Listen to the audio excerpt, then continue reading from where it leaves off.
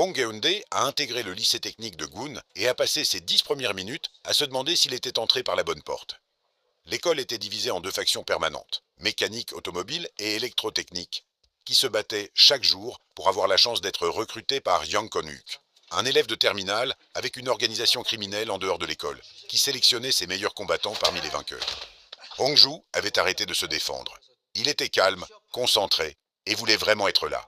Les factions avaient fait de lui un outil de mesure. Ils testaient leur technique sur lui et lui faisaient noter les coups sur 10. Bong l'a aidé à porter son sac ce soir-là. Autour d'un bol de nouilles dans la cuisine de Hongju, il a compris que ce garçon avait tout accepté, parce qu'il n'avait nulle part ailleurs où aller et rien d'autre à quoi s'accrocher que l'idée de passer son diplôme. Ce que personne à Gun ne savait, c'est que Bong n'était pas un élève. Il était directeur adjoint au BPDE, assez jeune pour passer pour un nouvel inscrit, avec le genre de visage qui se faisait harceler au premier regard. La caméra dans ses lunettes enregistrait tout depuis le premier jour. Na, lui, a donné sa prochaine mission. Les provoquer. Les amener tous dans le gymnase. Bong est entré à la cantine, a trouvé l'élève le plus intimidant de la salle et lui a fait un doigt d'honneur. Ils l'ont poursuivi jusqu'au gymnase. Na a fermé les grilles, il leur a dit une option. Le battre et partir, ou rester et apprendre. Chaque élève de ce gymnase s'est précipité sur lui. Quelques minutes plus tard, le sol était couvert. Sangwan, Imbom, tous les chefs de département, tous à terre. Na avait à peine bougé les pieds. Quand Sangwan a annoncé que l'éducation ne servait à rien, Na les a mis, lui et Imbom, dans une voiture sans portière et les a emmenés faire un tour à toute vitesse dans l'enceinte du lycée, rapide, précis, parfaitement contrôlé, s'arrêtant net sur 1 centimètre.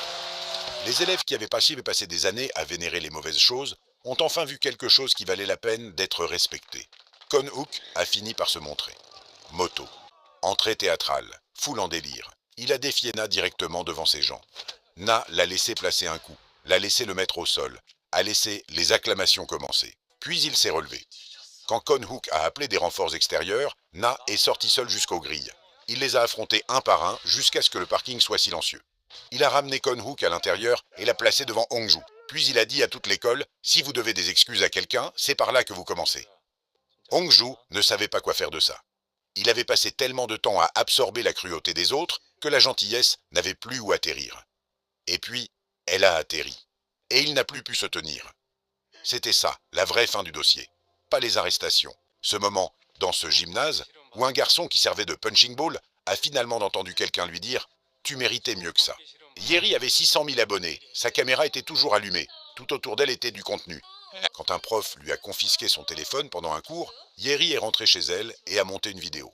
L'original montrait l'enseignante aider une élève à enlever un chewing-gum de ses cheveux.